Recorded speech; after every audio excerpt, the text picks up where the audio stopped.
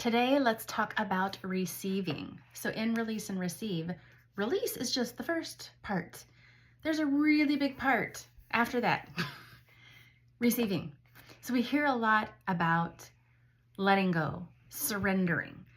And this is so important. This is like we have to do that. We grip onto things, we hold on to things so tightly, and they just weigh us down and they burden us.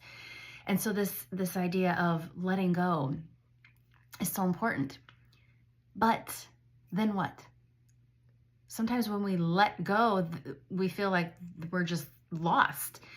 We need to replace it with something. We need to receive something better because there's still something that we need to be able to hold on to from a sense of like that hope and that trust and that knowing.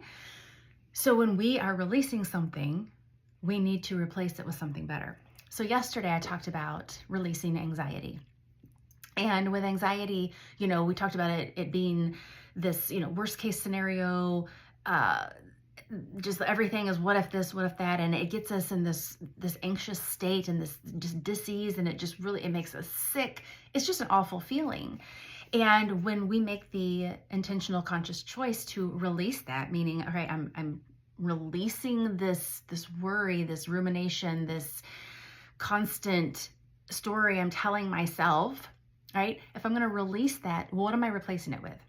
It could be a variety of things, but I'd like to talk about faith because that's a big one that can help when it comes to releasing anxiety. So I'm going to read to you about faith in here. So the quote says, "Faith is the bridge between where I am and the place God is taking me." So right there, it indicates, right, God is taking us somewhere. We, a lot of times, don't know where. But faith is the bridge, right, where we can actually walk across. Faith gives us that path to get to where he is taking us. But we can't get to where he's taking us if we're staying on the other side of the bridge, right? Okay.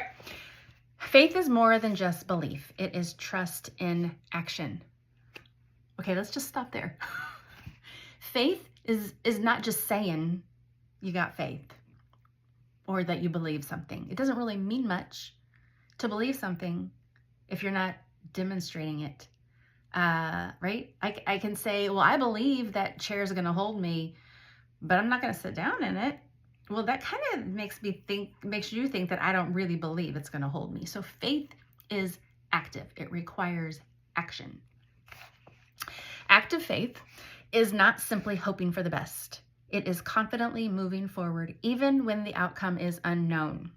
It requires stepping out in trust, surrendering control, and believing that God is at work even when we cannot see it. Faith is what carries us through uncertainty, reminding us that we are never walking alone. True faith is not passive. It calls for action. It means praying with expectation, making decisions rooted in trust, and living in alignment with God's word. Now, this is a really important piece here because faith isn't just making decisions based on nothing. Faith is based on we are doing what we see in God's word and what we feel and know that he's calling us to do. Let's see. James 2:17 reminds us, faith by itself, if it is not accompanied by action, is dead. This means faith is not just something we have. It is something we do. Action. Sometimes active faith looks like taking bold steps toward what God is calling us to do. Okay. Other times, it looks like waiting patiently and trusting his perfect timing. Oh, anyone else struggle with waiting patiently? Now, that may not seem like it's active, but it is, because when we're waiting, we're not just sitting there twiddling our thumbs. We are still doing the things that we need to do, right? Whatever he's already given us to do, whatever we're responsible for, we still are working. We're not taking a vacation, but we're waiting patiently for him to reveal what is next. And he will open the door when it's time, his perfect timing. Whether we are moving forward or learning to be still, faith is about obedience. Choosing to trust God's plan even when we don't understand it. When we live with active faith, we don't have to see the whole picture to take the next step because we know the one who is leading us. This always reminds me of that movie. It's one of the Indiana Jones movies where Indiana Jones is standing on like the side of this cliff, and he's trying to find something. I think it was the Holy Grail or something. Anyway, so he's at the edge of this cliff, and he needs to get to the other side, but there's this huge cavern that he can't, just jump across. It's huge. So how's he going to get over there? Well, he has like this clue or something that's telling him something about taking a step of faith. I'm sure I'm not getting the exact words correctly, but you get my point. So he has this clue that you got to take a step of faith in order to get over there.